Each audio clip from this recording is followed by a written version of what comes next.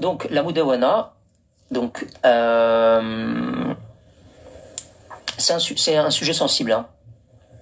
D'accord. Donc, quand on veut, alaykoum salam, quand on veut parler de ce sujet-là, il faut un bagage. Il faut un bagage parce que tu as plusieurs choses qui rentrent en ligne de compte. Il y a le religieux, surtout. Et donc, tu peux pas t'embarquer dans une thématique comme celle-là, au hasard, et faire de la récitation. Ici, on parle d'une proposition, hein. On parle pas de loi votée, hein, les amis. Donc, une étude, quelque chose qui est en étude, reste ouvert à la critique. Parce que je vois certains qui sont absorbés par les propagandes, ils sont absorbés par les associations de droits de l'homme, les mouvements féministes. Et certains d'entre vous, malheureusement, quand je dis certains d'entre vous, il y en a peut-être aucun dans le live, hein, je dis de manière générale, certains d'entre nous, malheureusement, vous entendez réforme, et dans réforme, il y a religion. Vous dites, mais qu'est-ce qui se passe? Mais c'est scandaleux, mais c'est pas possible, mais c'est incroyable, mais où on vit, mais quelle époque? On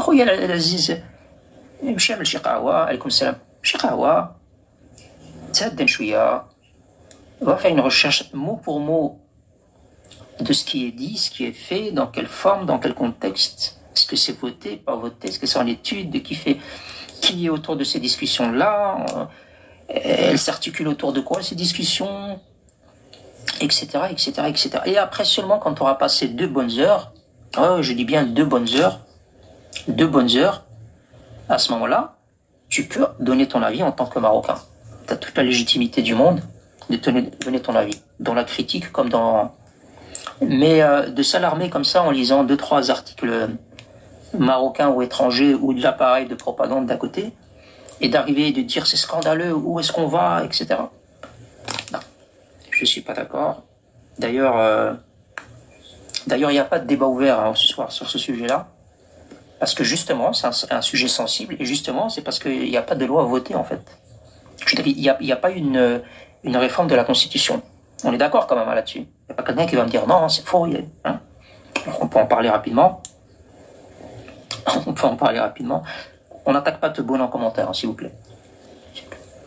Alhamdulillah, alors, une étude, c'est une étude. C'est ouvert à la critique, comme je disais. Alors, on va parler de ce sujet, mais c'est même pas un sujet, c'est une actualité. Donc, je l'ai dit, ça requiert beaucoup de bagages. C'est une proposition de réformer quelques lignes du code de la famille, donc ce qu'on appelle en arabe la mudawana. On en parle depuis très longtemps déjà, hein, sous l'impulsion de Sidna Lansoro. Déjà en 2004, il me semble, il y a déjà eu des réformes qui ont été faites dans ce sens-là. Et Sidna Lansoro, il est sorti justement de son repos forcé justement pour présider cette séance de travail. Donc, l'importance que Sidna Lansoro donne à la société marocaine quand il a insisté pour que soient expliqués les points dans les détails. Pas qui ont été votés, adoptés, entérinés, non. Les points qui vont être discutés. D'accord? Et ça, c'est quelque chose de très très important.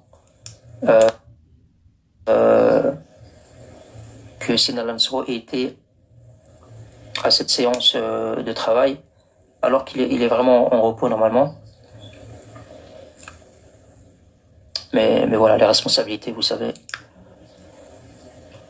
Hakim Bilad.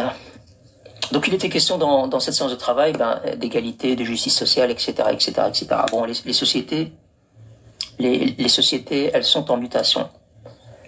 Les sociétés, elles demandent du changement. Elles demandent du changement qui sont en accord avec nos réalités contemporaines. On grandit, on évolue. L'environnement dans lequel vous avez grandi, si vous avez la quarantaine, la cinquantaine, n'est absolument pas le même que les réalités actuelles. Ça, on le sait tous. Hein. Ben ouais, si vous n'êtes plus un enfant, vous savez que vous vivez plus à la même époque. Ceci dit, quand on parle de changer ou réformer des textes, c'est toujours en ligne et en respectant l'esprit de la charia islamia, évidemment. Retirez les intervenants après, sinon ce que je suis en train de dire, il va passer à la poubelle. Donc vous allez monter, vous allez prendre la parole et on ne sait pas de quoi, et ce que je raconte et la trame que j'avais prévue, elle passe à la poubelle. Après, Inch'Allah, les intervenants, marhaba bikoum. Donc ces modifications, ou plutôt ces réformes qui sont en discussion, je souligne bien, je mets bien l'accent là-dessus, qui sont en discussion, d'accord? Ça sert à rien d'en faire un sujet de discuter, on discute après le match, après le coup de sifflet final de l'arbitre, et après on discute du match quand il est fini, de ce qui a été, ce qui a moins été, etc. On va pas discuter de quelque chose qui n'est pas encore peaufiné et terminé. Alors, très important, pour les gens qui ont tendance à s'alarmer comme ça, à bondir, parce que malheureusement, elles vont jouer les kedjikum, et ben pour ces personnes, j'ai envie de leur dire, quand il y a des questions religieuses qui sont discutées au Maroc, qui les discute? Est-ce que c'est le gouvernement Akhanouch? Est-ce que c'est Hakim al-Bilad? Est-ce que c'est des associations? Est-ce que c'est la société civile? Est-ce que qui discute ces questions-là qui touchent à des considérations religieuses? Ben, au Maroc, on a ce qu'on appelle Majlis al-Ilmi al-A'la. Donc en d'autres mots, en français, le Conseil supérieur des ulama. Donc tu peux pas toi venir et dire ah c'est scandaleux, mon Dieu, au secours, ce qui a été dit ou ce qui est en discussion est scandaleux, etc. Rouya, c'est quoi tes connaissances religieuses, ce que tu as lu, t'as fait des recherches, tu es au niveau des ulama? Oui, non. Si tu es au niveau des ulama, wallah, c'est un honneur de t'avoir dans le live et tu devrais monter. Ce serait un très très grand honneur. Et donc, attends, je vais le mettre à l'écran, comme ça on en fait une parenthèse, parce que j'ai eu le temps de préparer un screen. Voilà, on va en faire une parenthèse. Voilà, on va en faire une parenthèse. Et après on revient à vous les gnous. Après on reviendra à vous les gnous, pas de souci. Et donc, quand il y a des questions religieuses qui sont soumises à discussion, eh bien, c'est le Majlis al-Ilmi al-A'la qui les discute et surtout qui prend les décisions, qui donne son aval ou qui ne donne pas son aval. Donc le Conseil supérieur des ulama. Voilà, donc les gens qui s'excitent un petit peu, j'ai vu à gauche et à droite, quand vous sortez comme ça à faire de la prolongation de propagande des voisins et d'ailleurs, vous savez sur qui vous allez taper le plus. Hein. C'est pas sur quelque chose de mal ou de contraire aux principes religieux, etc. Vous allez taper sur vous-même et vos proches et des choses que vous avez tendance à défendre au quotidien. Donc soyez raisonnable dans votre manière d'être et de véhiculer votre patriotisme. Le patriotisme, c'est pas juste j'agite un drapeau et je dis Allah al-Watan al-Malik et j'encourage Hakimi quand l'équipe nationale joue. Et quand je vais en vacances, je suis content de manger des sardines chouillées, d'aller à la plage, de voir la famille, de rouler en voiture et de dire Tzbakallah Bladi. Ça s'arrête pas là. Donc je vous disais les amis pour avancer que ces réformes-là, ces discussions avec l'accord du Conseil supérieur des ulama, c'est ce qu'on appelle un travail de l'ijtihad et de compromis. Ça c'est autorisé dans notre religion. On ne peut pas tout modifier et tout réformer, évidemment, mais qui de mieux que le Conseil des ulama pour ces questions-là. Alors, il y a eu 17 questions qui ont été soumises à l'avis de ce Conseil supérieur des ulama, donc le Majlis al-Ilmi al-A'la, qui sont en discussion. Et ils doivent avoir un aval de ce conseil-là et elles doivent être conformes aux règles de la charia al-islamia, évidemment. D'accord? Donc les ulama, ils décident les modalités d'adaptation en limitant les le religieux, les consentants, évidemment, c'est la base. Et aussi, ils tiennent compte aussi de l'évolution sociétale du Maroc. D'accord? Je vais pas vous énumérer les différents points parce que comme ça on gagne du temps, mais vous pouvez les consulter directement. Quelqu'un m'a demandé d'en parler rapidement, donc j'en ai parlé rapidement. Donc je fais appel aux gens de faire preuve un peu de bon sens dans l'analyse, dans la lecture, dans l'apprentissage, avant de ressortir comme ça, après avoir lu 3 publications de 3 excités, et d'avoir déjà fait sa conclusion sans avoir rien lu, sans avoir rien creusé. D'accord. Donc on n'est pas sur ce live pour exprimer des frustrations et des déceptions, puisqu'il n'y a pas de décision, il n'y a pas de...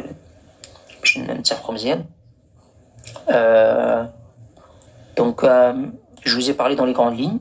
Peut-être viendra le jour où ces réformes-là vont être appliquées, où il y aura une modification de la Constitution, mais c'est pas le cas, donc ça sert à rien d'en parler de cette manière-là. Voilà. Et donc je voulais en parler pourquoi parce que ça évite la machine à propagande, notamment des voisins de l'Est, Coach Larage, comme ça tu sais que l'Est c'est vous, et nous c'est l'Ouest. Donc moi quand je te dis Est, toi tu dois pas me répondre comme si je te disais connard, tu me dis connard toi-même.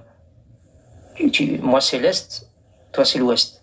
Toi tu dois m'attaquer, tu dois me dire toi l'Ouest. Alhamdulillah. C'est une chaîne nationale algérienne.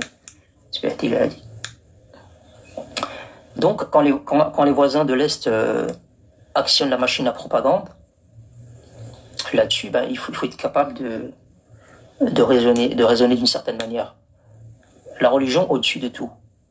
On est d'accord, attention, hein, la religion au-dessus de tout. Et je crois que c'est pas le voisin qui va nous donner des leçons là-dessus. Certainement pas. Inch'Allah, qu'on construit un mur énorme et fermer les frontières à vie, Inch'Allah. Eh ben, ça, dès que toi, je suis pas prêt de te bloquer de ce live, hein. Avec ce genre de phrase, t'es plutôt le bienvenu. Enfin, pour le moment, en tout cas. Avec ce genre de phrase. Merci, Cito. Donc, on est là pour expliquer, non, on est juste là pour donner cette actualité et l'expliquer sous le bon angle. Parce que je vois que quand on lit certains médias, on a l'impression que c'est acté, que ça y est, c'est fait. Et vous avez toutes les associations qui sortent au créneau, qui montent au créneau. Vous avez les mouvements féministes aussi, Kouchi Nadkinakaz, et vous savez que ces entités-là, elles vivent que de ça. Sinon, elles n'existeraient pas. Hein. Finalement, c'est à ce moment-là qu'elles doivent sauter et contester. Voilà, on avait compris que le régime du FLN, il nous l'a déjà prouvé plus d'une fois, qui se servait de la religion pour nuire au Maroc. Hein. Ils ont déjà fait leur petite... en 2023, il me semble, ils avaient distribué des fatwas dans les mosquées pour dire « Attention la jeunesse algérienne, attention les stupéfiants, c'est pas bien pour la santé. » Jusque-là, tout va bien. Et puis, ils ont dit « Attention parce que c'est le Maroc, Bekla, il y a Hasra al-Fitna, la division, etc. » C'est nos voisins marocains qui détruit la jeunesse algérienne. Tout ça dans les mosquées. Et donc vous, la religion, vous n'avez aucune leçon à donner à qui que ce soit. Il n'y a pas de décision, il n'y a pas eu de réforme de la Constitution. Ce sont des textes qui sont en discussion. J'étais juste en train de dire aux Marocains, c'est pas la peine de vous exciter pour certains. On a le Conseil des ulama, qui est le mieux placé pour discuter de ces questions-là, et qui tient compte aussi de la charia al-islamia, de toute façon. Donc voilà, c'est le message en gros. Et en même temps, dites-moi comment vous faites pour contenter la société civile, une partie de la société civile qui veut adapter certaines règles à son époque, et en même temps respecter la Constitution, et en même temps respecter les conventions internationales qui ont été ratifiées par le Maroc, et en même temps être en ligne avec les principes de la charia al-islamia. Dites-moi comment vous faites pour mettre tout en accord tout ça. Dites-moi un peu, comment vous faites pour mettre en accord tout ça? Tout ça en même temps, comment vous faites? Impossible. Alors moi, je mettrais dans l'ordre, d'abord, être en accord avec nos principes religieux et les principes de la charia islamia, et après, les autres points, ils viennent graduellement, suivant les questions. Mais tu peux pas me dire tout ça, on va le régler. Donc on va respecter les conventions internationales qui ont été ratifiées par le Maroc, respecter la Constitution à la virgule, contenter la société civile dans ses demandes, etc. Et en même temps, après avoir fait tout ça, ça sera en ligne avec les principes de la charia. C'est impossible. Voilà, Khouti. Et de toute façon, en 2004, je vous l'ai dit, le Maroc, il avait adopté un code de la famille qui accordait déjà à l'époque plus davantage de droits, pardon, pas plus, mais davantage de droits aux femmes. Mais de toute façon, ce sera ces mêmes femmes qui vont juger tout ça insuffisant, les défenseurs des droits des femmes, etc. Voilà. C'est des sujets très très sensibles à débattre. Faites-le dans votre salon familial. Faites-le entre épouse, entre amis autour d'un café, à 4-5. Mais dans un espace public, ces choses-là ne se discutent pas au point où on en est en tout cas.